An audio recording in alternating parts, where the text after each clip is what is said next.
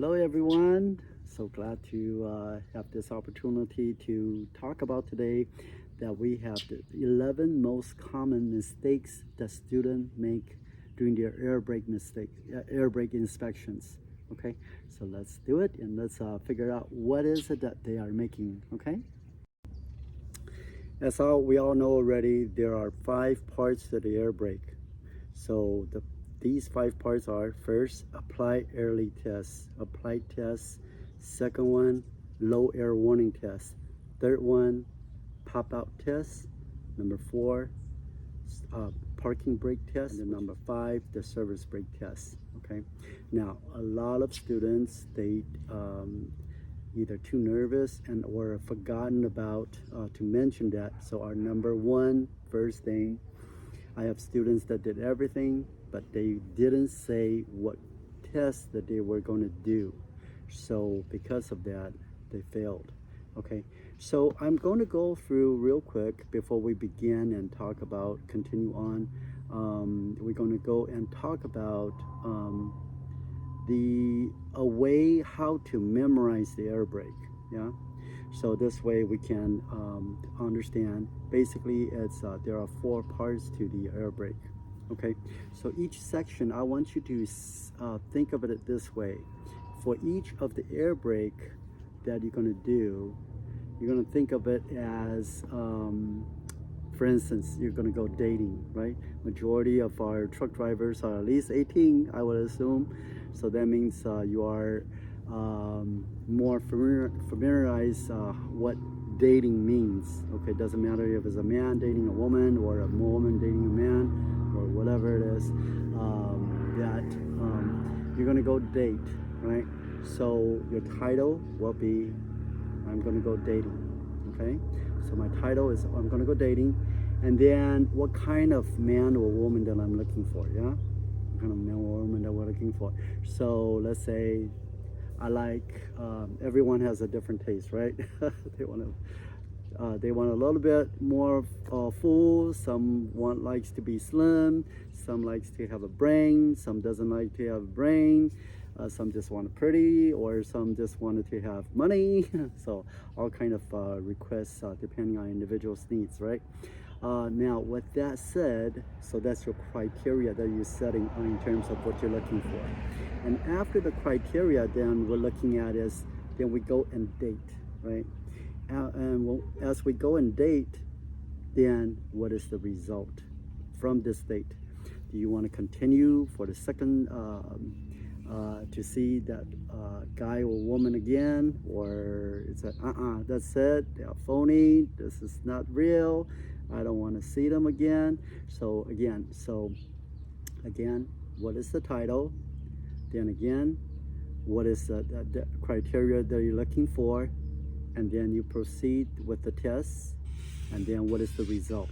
Okay, in the same format, something here. Okay, and that's the way that we wanted to look at it. Okay, so these 4 formats: test title; second one, what are you looking for; then third, the result; then 4, the conclusion. What is the conclusion?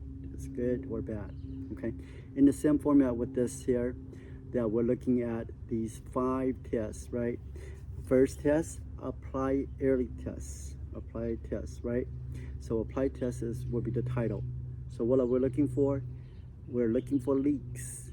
In 1 minute, I shall not lose more than 4 psi for class A, for the truck and tractor with a trailer, or 3 psi for bus. Yeah, so depending on what kind of test are you doing, and what kind of requirements that we're looking for, right? So those are the titles, okay, that we're setting up for. Okay, now then, so that's the title. All right, then again, what are we looking for? We're looking for those errors, what kind of result that we're looking for. So we continue step 3, which is the result. Okay, what's the result, right? Did we how many psi was it? Did we meet or fall below or above, right? So let's say, for instance, automatic truck for class A, that is no more than 4 psi, right? So let's say started with the test and then we lost more than 4 psi, then that's not a good test, right? If we lost between 1 to 4, then that's a good test, right? So in the same format. So those are the steps that we're looking for, okay? So it's very clear, each one, and it's concise. So most common mistake that students make, they kind of forgotten, or the procedures, which way to do it, and kind of get confused. So that's my suggestion. The first one, it's always give the title. That's one first most common mistakes. Then the second most common mistakes is they didn't say the 3 primary reading numbers. What does that mean? Meaning for your applied test, first thing you're gonna do is you're gonna raise up to maximum, right? Whatever that number is. For instance, if it's raised up to maximum for your truck is 125, that is the number that you're looking for. And you raise up to completely full and you stop right there. Then what you do is you're going to shut off the engine and turn it back on the engine, right? Without starting, but just giving the electricity so that it can read your gauges. And then you press your tractor and your trailer, right? After you press tractor and trailer, what do? Then you press your applied, well, for automatic truck, you just press tractor and trailer because you have to chuck your wheel, right? But for the manual truck, you're gonna put on first gear, right? Then you release the tractor and trailer, okay? All right, so with this said, now then what's the next step? Then you press down the service, right? Once you press down the service, that's your second reading, okay? Once your gauge is stabilized, then you give the second reading, okay? What that number is. For instance, if it's at 100, okay, my primary is at 100. Secondary, if you want to, you can say both. Or if you don't want, if you just want to say primary, then you ask the examiner ahead of time, right? That you want to can I just say primary? Then you just say the primary one, okay? So now you got a primary. So you read the primary reading. Remember, that's the second reading, right? My 60-second or my 1 minute begins now. I should not lose more than 4 psi for automatic truck, right? For Class A. All right. So once we did that, we hold for 1 minute. Then once 1 minute is up, my primary, again, that's my third time saying it, right? My primary reading is what that reading is, right? Now, how many psi did it lose, right? So again, we did what did we start with? 100 psi. So let's say, for instance, after 60 seconds, after 1 minute, it's 99. Okay, I lost 1 psi during the 60 second. This is good test. Okay, so when the third one, most common mistake is, what is the result? A lot of times the student doesn't say how many psi they lose. In other words, if you started with 100 and you hold it that 1 minute and the reading is 100, that means you did not lose any psi. What if you press down and you hold, and then let's say if it's at 96, well, you lost 4 psi, right? So if it's Class A, yes, that's barely made it, right? So this is a good test. Then I lost 4 psi. This is a good test. Or if I lose from 100 to 99, then I lost 1 psi. This is a good test. Yeah. So what that result is. Yeah. So that's what we're looking for.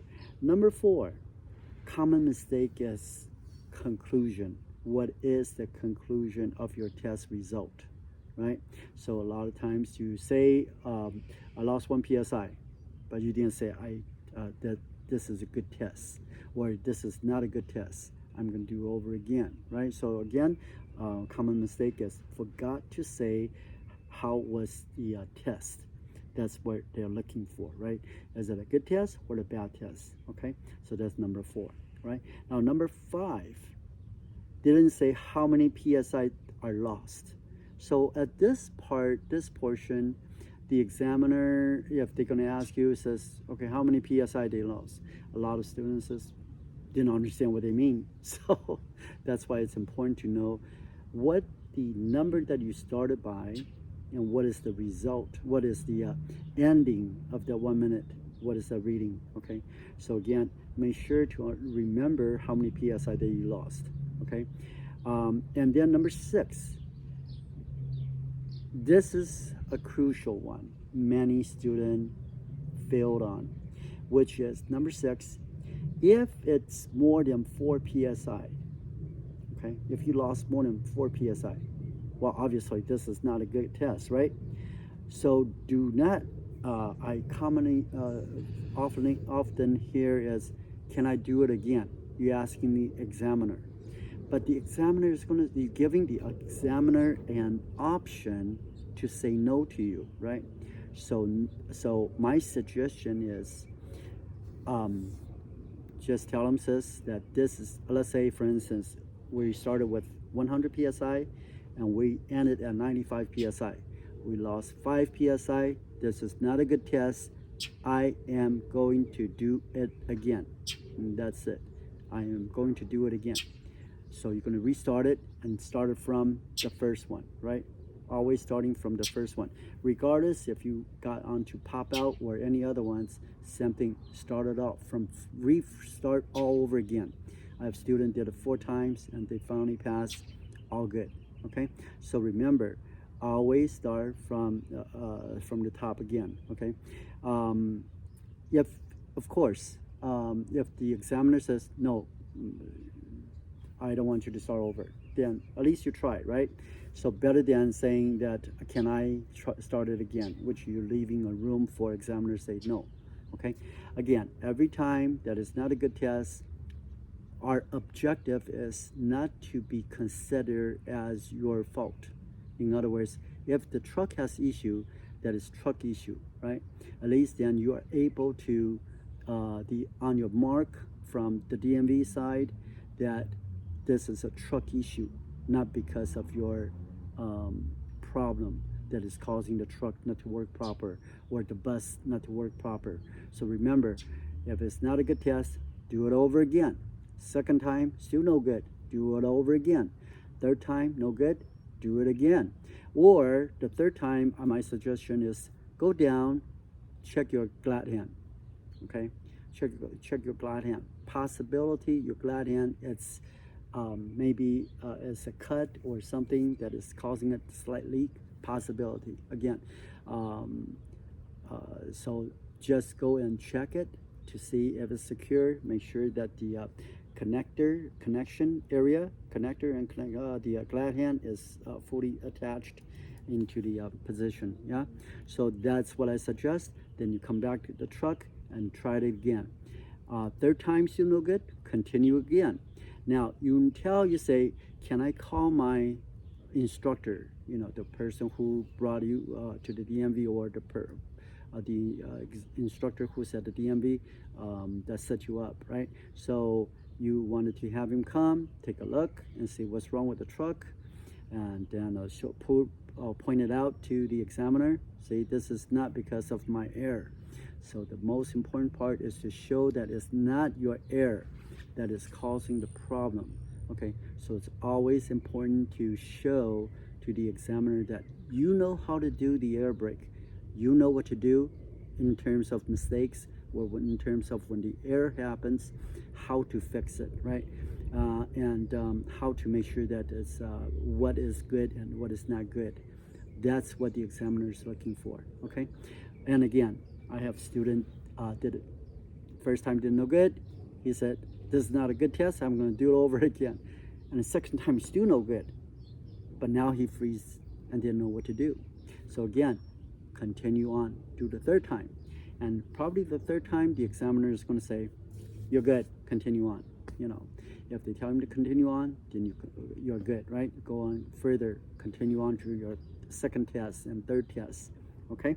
All right, so I think I elaborate on this issue enough. Okay, number 7, okay? The 7th mistake, wrong PSI number reading. That is a major issue. Remember, you only allow 4 PSI loss, right? So it's important that we're giving the right reading of the reading of your gauge, okay?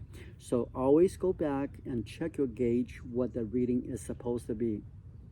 This is my suggestion. let's say you're reading and it's going to have numbers on your primary reading, right? Usually is, let's say, 100, then 125, right? Or 100 and or 90 and 110, right? So again, whichever way doesn't matter. So let's say if it's 100 to 125, for instance, right? So now if you break it up into half, right? 100 to 125, break it up into half, what do you get? Well, 100 minus 125 is what? 25, right? So 25 divided by 2 is what? 12.5.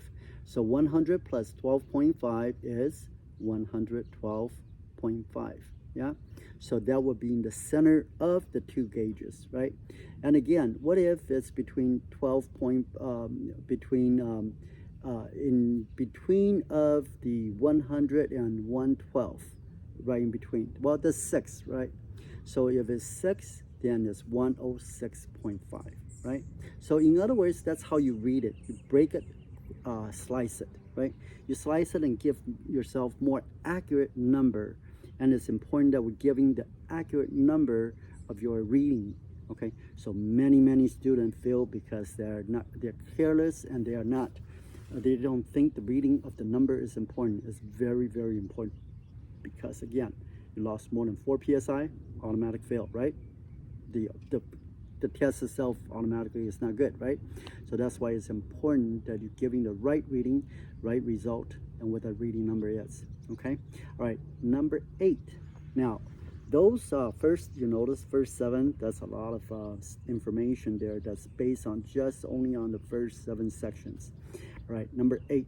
When we are doing the low air warning test, this is a controversy portion. Now, when the low air warning test, both buzzer and light should come on no lower than 55 psi or between 55 to 75 psi. Some of the different set of readings. For the sake of this tutorial, then we're just going to look at as if it's no lower than 55 psi. Now, the issue that we have here is when it reaches between 60 and 65 at that range, it's like in the middle of it. So what happened is the buzzer and light will come on. A couple seconds later, it goes right off, okay? And then what do? Do you press the service again to get a consistent on, or do you say the number already? Right? So that is the portion. I got both sides of the token where the student see it goes on and then read the number and then they fail them because they want the one that, well, it went off. So they wanted that number that you got to press the service again to get a consistent on. I got the other side of the token where the student press it again, the service, and fail because the examiner says, well, when it comes on, that's the number it's supposed to be. Okay, so my personal preference and suggestion, it's depending on the examiner. I'll come down to be, right? It's all depending on the examiner. So which means what I preference is, because in theory, it's supposed to be just when it barely comes on and then goes off. That would be the theory. Should be the number, right? But again, just for the sake, just in case if some examiner says, well, you're supposed to press it again to get a consistent on, right? So, because it went off, right? While you're saying it, barely goes and goes off. So, to make sure to understand what the examiner wants, then you ask the examiner ahead of time before the test. During my low air warning test, when my buzzer and light comes on and off, is that the number that you're looking for, or should I press my service paddle again to get a consistent on? So you wanted to ask to clarify which number that the examiner is looking for. In the case if the examiner doesn't want to answer you, maybe he just got tired of listening to all this over and over. In the case if that's an answer, it's okay. Just continue on. right? Continue on and do it. So not to have disagreement with the examiner, yeah? So, and then when you come to this test, and when it comes on and then it goes off, then you tell the examiner, this is the reason why I wanted to ask you, because it goes on, a couple seconds later, it goes off, okay? So you wanted to tell the examiner that this is the reading, if that's what you're looking for. That if it's barely comes on, here's the reading, okay? If you want the service on to be on consistent, here, I'm gonna press down the service, I got a consistent reading and what that reading is, right? So you cover yourself for both readings. Again, this is the portion you have to ask your school for advice on, okay, whichever way that that the examiners are looking for. Each city may be a little bit different, so so again, ask the examiner or ask your school to find out what does the examiner want, which one that they're looking for. So this way, no overpressing. I've seen many students fail because they overpress and cause that error, okay? All right, so that is the low air warning buzzer and test, right, on that test. Now, number 9, the pop-out test, okay? For the pop-out test, ideal situation is both of them pop out at the same time, right? And then all happy, right? So that's all good. So if it pops out, then you give the reading of the what the primary or the secondary, all the same, pops out, give the reading, you're all done. However, many students, their problem is when they're doing the pop out, they're not looking at the spring break itself. Okay, when they're not looking, pay attention to the spring break, and they're looking at the gauge, that's where they make the mistake. You're going to just keep on pressing, all right? If one of them popped out, majority of the time, there will be the trailer brake pops out first. If the trailer brake pops out, give that reading first, okay? And then you're going to continue, press it again until your tractor brake pops out. Make sense? Okay? Do not, so many students just assume when it pops out means both of them popped out. Or the other scenario, which I've seen, is when they keep on pressing, because they keep on looking at the number, right? And then it's falling below 20. It's falling below 20, and it's still not popping out. Here, let me help them. No. Never. Never use your hand to help and pull your spring brake, okay? So always keep on pressing until it pops out, because that's the purpose, right? Your purpose to see when does it pop out, right? And giving the right reading. If it's below 20 psi, tell the examiner that let's say for instance, my tractor brake pops out at 14. My service brake pops out at 21. This is not a good test because my tractor brake pops out below 20 psi. I'm going to do it over again. Remember what I said? Many times you need to do that, and you're going to start all over again. Make sure you start all over from safe start, okay? Doing the safe start, doing all over, okay? And come back again, all right? Okay, so that is the pop-out test, okay? Now, the number 10, that's the tug test, okay? The tug test, which is the 4th test, yeah? Then for the tug test, they're giving the wrong, saying the words wrong. In other words, let's say we're going to test a tractor brake, which is the yellow one. We're going to release the service brake. You press down the service one, right? So they would say, now I'm going to test a trailer brake by releasing the tractor brake. So they're giving the wrong reading. So be careful. Make sure your words are correct. Which one is tractor, which one is trailer, or which one is the parking brake, and which one is the service brake, right? So make sure you're giving the right reading, okay? All right, so that's the tug test. Number 11, okay, I'm adding extra here for your service brake, okay? The service brake, the student didn't look both ways, okay? Remember, everything to DMV is about safety. Before you pull your truck and tractor and trailer, you got to make sure you look both sides and make sure it's clear that no one is standing on the side, make sure it's clear. So you got to point to on both sides, okay? That you have checked your mirror on both sides, that the tractor, that no one is standing on either side before you start pulling up forward, okay? All right, so I am hoping that these informations are helpful for your exam, for your air brake test. Any comments, feel free to comment below. Tell me a little bit about your experience with your air brake and how it went. Yeah, okay. And I hope these 11 tests that will help you to practice over and over and over again. Remember, air brake, you have to go back and do over again every single time. So it doesn't matter if you have to go back to second and third times, even though you pass your pre-trip, you still have to do your air brake again.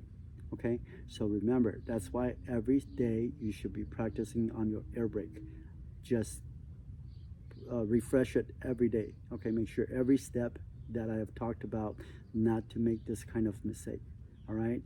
Anyway, good luck, and hopefully make some comment below if you like our subscriptions. You feel like our contents, and feel free to subscribe, comment, like, you know the things. All right. Good luck.